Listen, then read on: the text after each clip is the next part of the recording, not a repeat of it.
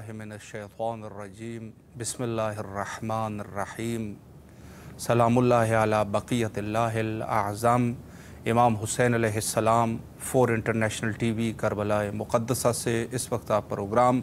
मारिफ़त मुंतज़र अजल्लाहु ताला फ़रजहु शरीफ मुलाहिज़ा फरमा रहे हैं। हमारी गुफ्तगू का सिलसिला मारिफ़त इमाम के उन्वान से जारी था और सबसे पहले हमने इमामत और इमाम के लुग़वी और इस्तिलाही माने की तरफ आपकी खिदमत में कुछ अक़वाल पेश किए, जिसमें से लुग़वी एतबार से राग़िब इस्फ़हानी का कौल कि इमाम जो है वो क्या होता है, जिसे उन्होंने फरमाया था ख़ुद लुग़वी एतबार से कि इमाम जो है हर वो शख्स या चीज़ के जो फ़ेली एतबार से या गुफ्तारी एतबार से यानी कौल और फ़ेल एतबार से इंसान उसकी एतबा करे, ये उसका इमाम होता है। और इस्तिलाही एतबार से भी यही माना है कि वो शख्सियत जो मंसूब और मनसूस मिन अल्लाह की तरफ से भेजा हुआ है, खल्क़ की हिदायत के लिए मरजाए खल्क़ है और वाजिब ता है, उसकी इताअत जो है वो वाजिब है। जिसमें हमने आपकी खिदमत में अर्ज़ किया था कि इस मानी में अगर हम इस माने को लेते हैं तो माना कुछ इस तरह हो जाएगा कि अगर कोई शख्स इमाम के कौल में हत्ता शक कर ले, वो शख्स जो है दीन से खारिज हो जाता है। यानी शक जो है वो एक शक जहालत की वजह से शक है, वो बात और होती है। यानी इंसान जो है वो जाहिल है, नादान है, लेकिन एक दफ़ा जो है वो एक इंसान उसके ऊपर कोई मुकम्मल तौर पे वो आकिल है, हर चीज़ हर एतबार से सही सोचता है, लेकिन यह है कि ये शख्स जो है वो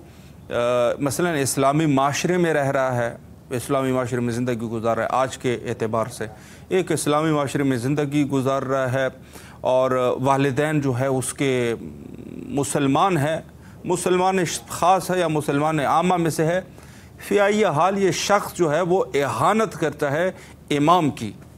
ये शख्स, इसका क्या हुक्म है? वाजिबुल क़त्ल है, यकीनन वाजिबुल क़त्ल है। हुज्जत खुदा की इहानत कर रहा है, समझ बूझ के इहानत कर रहा है, तो क्या है इसकी हुक्म जो है वो यही है। या जो है जैसे मैंने अर्ज़ कर दिया कि खारिज अन दीन हो जाता है इंसान, यानी एक शख्स इहानत तो नहीं कर रहा, लेकिन यह है कि ये शख्स कह रहा है कि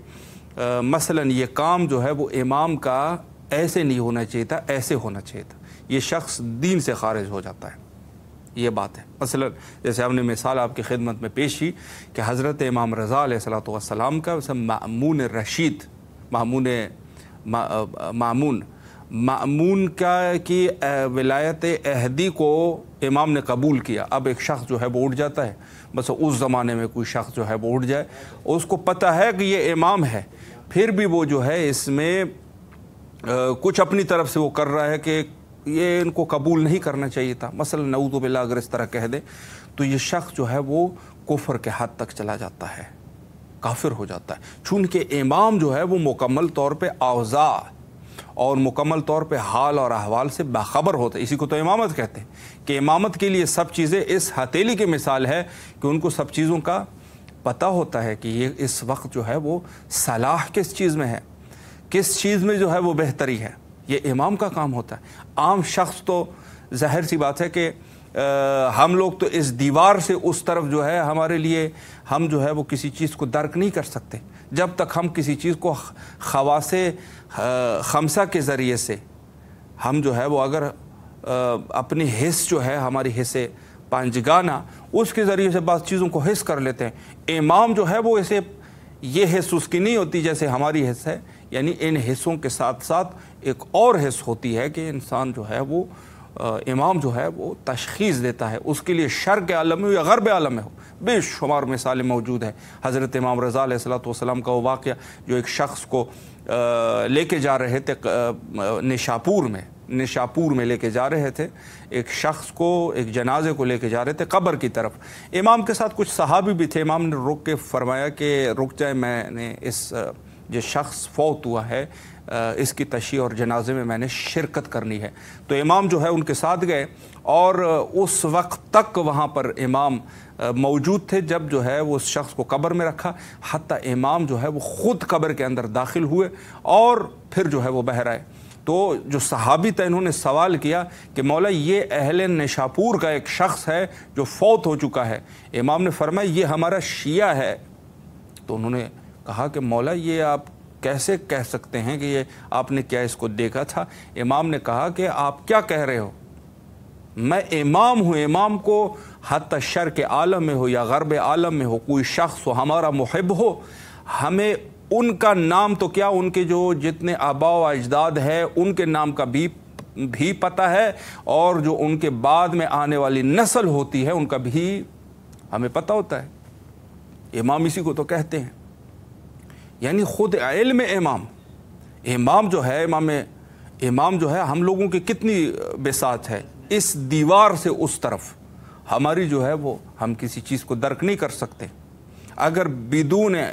صوت ہے، آواز نہیں ہے، کوئی حرکت کو ہم حس نہیں کرتے تو اس وقت جو ہے ہم کسی چیز کو درک نہیں کر سکتے۔ لیکن امام ایسا نہیں ہوتا۔ امام خدمت میں عرض کروں کہ امام صادق علیہ الصلوۃ والسلام کا وہ مشہور و معروف واقعہ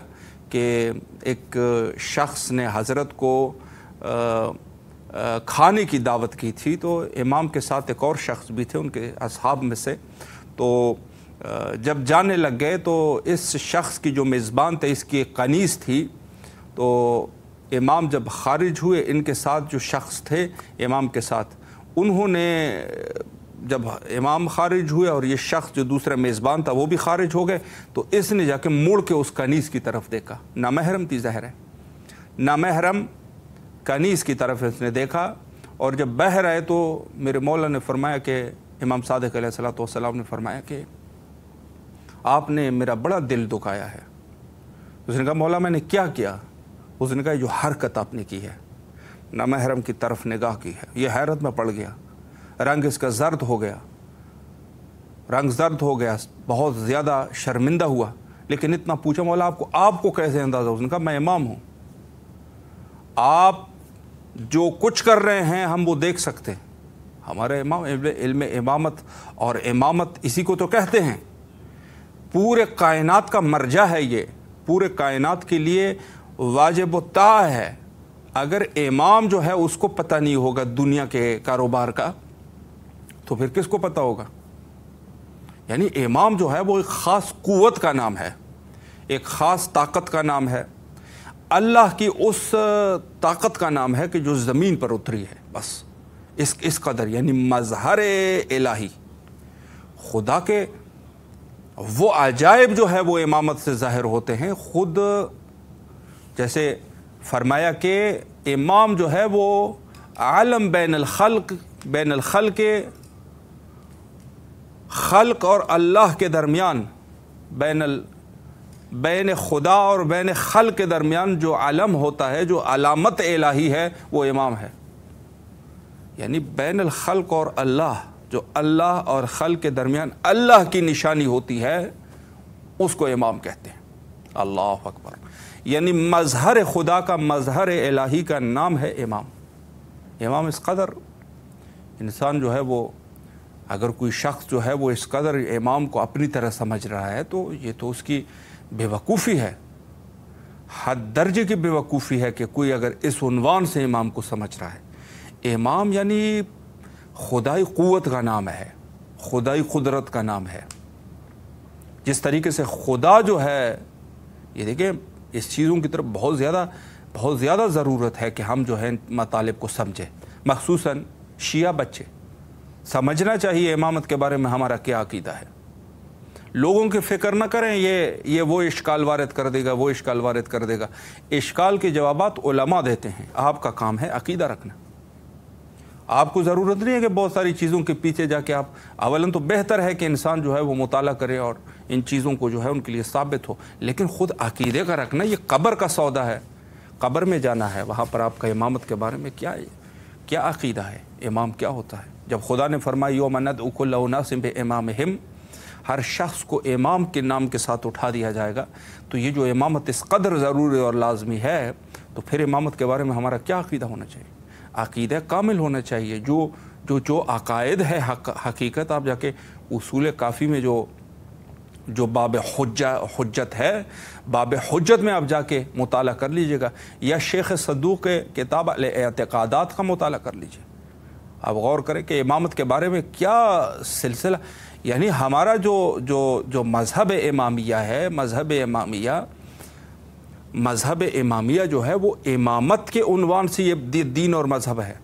وجہ اس کی کیا ہے کہ ہمارے ہاں بعض لوگوں نے یہ کہا کہ شیخ مفید علیہ الرحمٰن نے اس دین کو ایجاد کر دیا، یعنی شیخ نے ایجاد نہیں کیا، شیخ نے صرف امامت اور بحث امامت کو ثابت کر دیا علی الحسب العقل و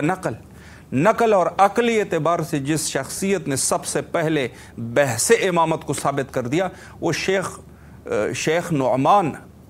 مفید علیہ الرحمہ تھے، انہوں نے ثابت کر دیا، یعنی خود انہوں نے اس بحث کو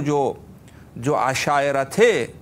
وہاں پر اشعری مذہب کے مقابلے میں وہ جو دلیلیں لے کے آتے تھے امامت کے مخالف، انہوں نے ثابت کر دیا، تو شیخ نے جو ہے وہ قلم اٹھا دیا اور عقلی اور نقلی اعتبار سے امامت کو ثابت کر دیا، تاکہ ضرورت کو بھی ثابت کر دیا کہ واقعاً بشریت کی عقل کا تقاضا یہ ہے کہ ایک امام کا ہونا ضروری ہے، ایک امام کا ہونا ضروری ہے، یہ بشریت کے عقل کا تقاضا ہے۔ اور جناب شیخ نے باقاعدگی سے اس کو اس کے بعد جو علماء آئے ہیں انہوں نے بھی پھر بحث کی ہے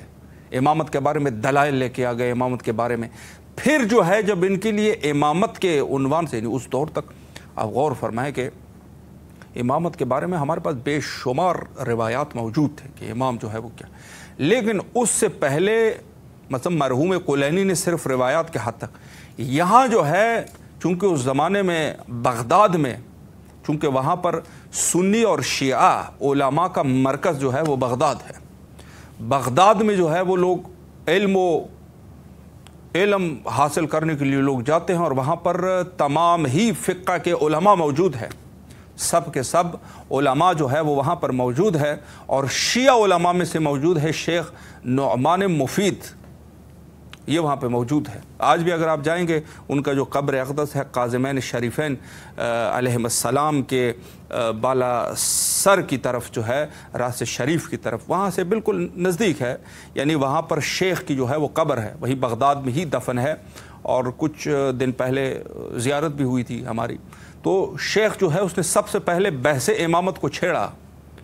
یعنی علماء میں سے چھیڑا اس بحث کو، حالانکہ امامت کے بارے میں خود جو ہے وہ فرامین موجود ہے، مناظرات موجود ہے، شاگردان حضرت امام صادق علیہ الصلوۃ والسلام، حضرت امام رضا علیہ الصلوۃ والسلام، یعنی مناظرات امامت کے بحث میں موجود ہیں، لیکن یہ ہے کہ اس دور میں جہاں تک یہ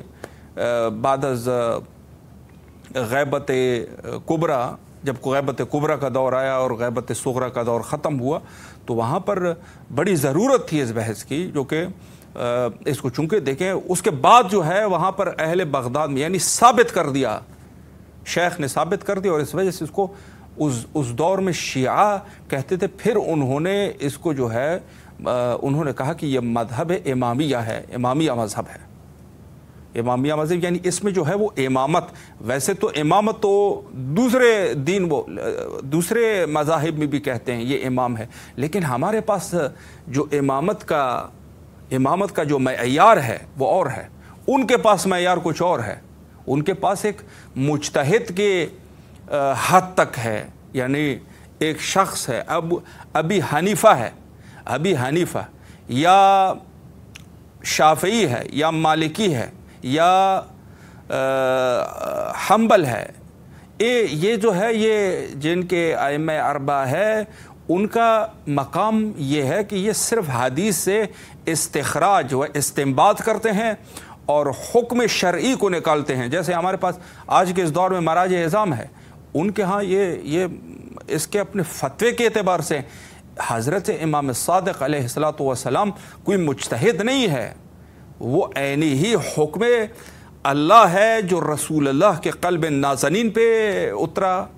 اور یہ جو ہے وہ سلسلہ اہل البیت علیہ السلام سے اس حکم کو انتشار دیا گیا، نشر و اشاعت ہو گئی اس حکم کی ہر زمانے میں، یہ ہر زمانے میں جو انتشار حکم خدا ہے یہ امام صادق علیہ الصلوۃ والسلام سے، یعنی یہ اس قسم کا ہے، بعض لوگوں نے وہاں پر یہ بھی کوشش کی کہ امام صادق علیہ الصلوۃ والسلام کو بھی ان کے قطار میں کھڑا کر دیا جائے، نعوذ باللہ من ذالک۔ جس طریقے سے ابو حنیفہ ہے، جس طریقے سے مالکی ہے، شافعی ہے، حنبلی ہے، ان کے قطار میں انہوں نے کھڑا کرنے کی کوشش کی کہ اسی طریقے سے جعفری بھی یہ ہوگا، لیکن وہاں پر الحمدللہ جس طریقے سے اس مذہب کی دفاع ہوئی، انہوں نے کہا نہیں، ہمارا یہ حکم نہیں ہے، ہمارا یہ عقیدہ ہی نہیں ہے امامت کے بارے میں جو آپ لوگ کر رہے ہو۔ آپ لوگوں کے پاس ایک مجتہد کا درجہ رکھتے ہیں، ہمارے پاس یہ حکم شرعی کا استخراج نہیں ہے۔ آپ لوگوں کے جو ائمہ وہ فتویٰ دیتے ہیں، ہمارے امام جو ہے وہ فتویٰ نہیں ہے، چونکہ فتویٰ جو ہے وہ صرف حدیث سے چیزوں کو اخذ کرنا ہے، اور امام صادق علیہ الصلوۃ والسلام دقیقاً وہی حکم خدا جو رسول اللہ پہ نازل ہوئی ہے وہی بیان کر رہے ہوتے ہیں، تو اس میں جو ہے وہ فرق ہے۔ تو پس ہمارے امامت کے بارے میں جو اگلا ایک مہم عقیدہ ہے وہ یہ ہے کہ جیسے میں نے عرض کر دیا اسی طریقے سے کہ امام جو ہے وہ ہر چیز کو جانتے ہیں، ہر چیز ان کے لیے آشکار ہے، اسی طریقے سے امامت کے بارے میں یہ بھی ہمارا عقیدہ ہے کہ امام جو ہے وہ کوئی مفتی نہیں ہے،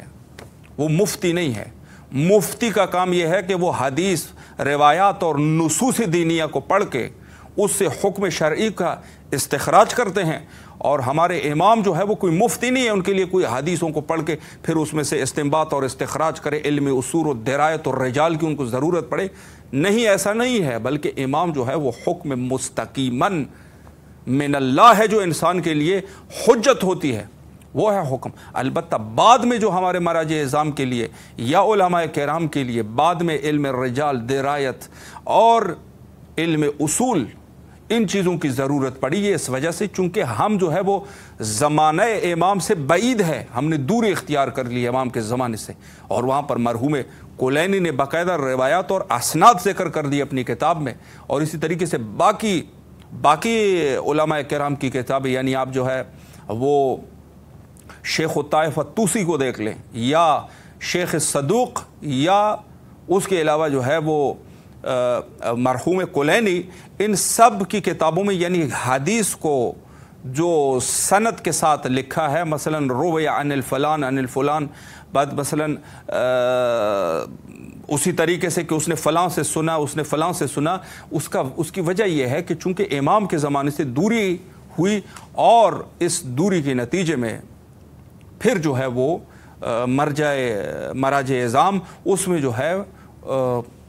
حکم شرعی کا استخراج ان چیزوں سے کرتے ہیں، لیکن یہ جو ہے وہ منشاء امامت نہیں ہے، منشاء امامت یہ نہیں ہے۔ تو بس امامت کے بارے میں جو مہم ہمارا عقیدہ ہے وہ یہ ہے کہ امام کوئی مفتی نہیں ہوتا، جیسے ان کے ہاں ہے، ان کے ہاں امام جو ہے ایک مفتی، جیسے مثلا وہ کہتے ہیں امام جلال الدین سیوطی مثلا،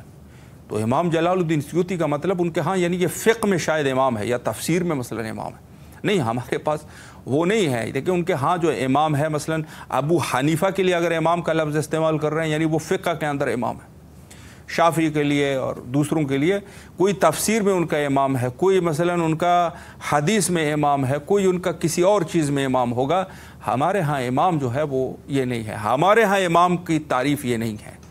ہمارے ہاں امام کی تعریف یہ ہے کہ وہ خدا کی طرف سے واجب و طاعہ ہے، ہر چیز میں امام ہے، ہر چیز میں جو ہے وہ امام ہے، ہر چیز میں امام ہے، ان کی جتنی صفت بیان کی جائے، اوصاف بیان کی جائے، یعنی خطبہ شکشکیہ میں حضرت امیر المومنین علیہ الصلاۃ والسلام جو فرمایا کہ میری، وہاں پر خطبہ شکشکیہ مہم ہے، اور اس میں سے یہ نقطہ امامت کے لیے بڑا مفہوم نقطہ ہے۔ فرمایا میری مثال جو ہے وہ چکی کے اس کیل کی طرح ہے جو درمیان میں نصب ہے، یعنی اگر چکی جو ہے، جو آسیہ ہے، چکی ہے، وہ اس طریقے سے گھومتی ہے، اس کے درمیان میں ایک کیل ہے، اس کیل کی مثال ہے میری۔ حضرت امیر المومنین علیہ الصلوۃ والسلام نے اس میں خطبہ شکشکیہ میں یہ کہا کہ میری مثال، یعنی خلافت کے بارے میں، وہ جو خلافت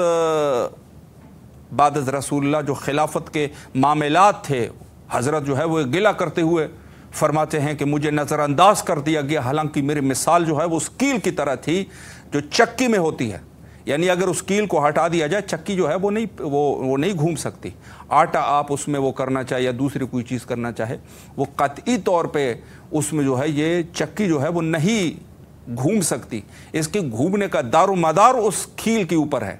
खुतबा शकशकिया में यानी इमाम जो है उस नुक्ते कुतबी नुक्ते को कहते हैं जिसके ऊपर पूरा निज़ाम जो है वो है। इसी वजह से फरमाया अगर इमाम एक साअत के लिए, मसलन एक वक्त के लिए अगर इमाम को नज़रों से दुनिया से हटा दिया जाए तो वो जो है निज़ाम जो है वो बिल्कुल जो है वो दरहम बरहम हो जाए। और इस झेल में एक और हदीस जो बड़ी खूबसूरत हदीस थी, वो मैं आपकी खिदमत में कहूँ, बड़ी तूलानी हदीस है। इसके एक जुमला चूँकि वक्त भी आखिर पे है, फरमाया लौ अन्नल इमाम रुफ़िअ मिनल अर्ज़ साअह, अगर एक वक्त के लिए, कम वक्त के लिए, आज के जदीद अरबी में ज़ाहिर है कि साआ जो है वो एक घंटे को कहते हैं, लेकिन ये साआ जो है यानी एक लम्हे के लिए अगर रुफ़िअ, इमाम को ज़मीन से उठा दिया जाए एक वक्त के लिए, तो क्या हो जाएगा? लमजअत बेअहलिहा कमा यमूजुल बहरु बेअहलिही। इस तरीक़े से यह हो जाएगा जैसे कि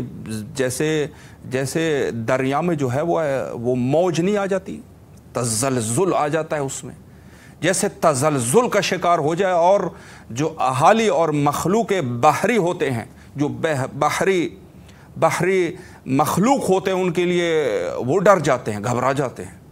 कहते हैं ज़मीन में ऐसा ज़लज़ला आ जाएगा जैसे मौज आ जाते हैं, मौज की तरह आ जाएगा। यानी निज़ाम जो है वो तज़ल्ज़ुल का शिकार हो जाएगा, निज़ाम जो है उसमें ज़लज़ला आ जाएगा, निज़ाम में जो है वो ज़लज़ला आ जाएगा। अगर इमाम जो है रुफ़िअल इमाम मिनल अर्ज़ साअतन, एक लम्हे के लिए अगर इमाम को हटा दिया जाए तो ज़रूर ज़मीन पे ज़लज़ला आ जाएगा, तज़ल्ज़ुल का शिकार हो जाएंगे। उसी तरीके से जैसे बहरी मखलूक जो है जब बहर में, जब समंदर में जब ज़लज़ला आ जाता है, मौज जो है वो आ जाती है, तो वहाँ पर लोग डर जाते हैं। अगर कोई जो है शख्स जो सुफ़ुन और कश्तियों पे सवार होते हैं वो भी घबरा जाते हैं। वो यही कहते हैं गोया के समंदर ने मौज मारी है। अल्लाह अकबर। तो ये मौज आ जाए ज़मीन पर अगर सिर्फ एक लम्हे के लिए इमाम को हटा दिया जाए ज़मीन से। यानी निज़ाम इमामत जो हज़रत अमीर अल-मोमिनीन अलैहिस्सलाम ने खुतबा शकशकिया में फरमाया कि मेरा जो मकाम था वो वही था जो खील का मकाम होता है चक्की में। ये सिलसिला है इमामत है। इमामत को इस तरीक़े से इंसान जो है वो पहचाने कि दुनिया का निज़ाम जो है वो इमामत के ऊपर कायम और दायम है। यानी अगर इमामत न हो तो सिलसिला जो है वो मुकम्मल तौर पे जो भी ये निज़ाम खुदाई चल रहा है रुए ज़मीन पर ये ख़त्म हो जाए और ये सिलसिला जो है वो इख्तिताम पर पहुँच जाए। इमाम जो है उसको इस तरीक़े से पहचानने की ज़रूरत है। और बिलखुसूस हमारे नौजवान हज़रात जो कि ज़ाहिर है कि इस दौर में ज़्यादा से ज़्यादा ज़रूरत है कि हम इन चीज़ों को समझ लें और इन चीज़ों के ऊपर ध्यान रखें और उलमा किराम से भी इसके बारे में कुछ सवालात करें। वक्त हमारे इंतहा पर पहुँच चुका है और आखिर में तमाम मोमिनीन के नियाबत में करबलाए मुअल्ला में हुज्जत खुदा हज़रत इमाम ज़माना अजलल्लाहु ताला फ़रजहु शरीफ के ज़हूर के लिए दुआ करते हैं। अल्लाहुम्मा अज्जिल लिवलिय्यकल फ़रज।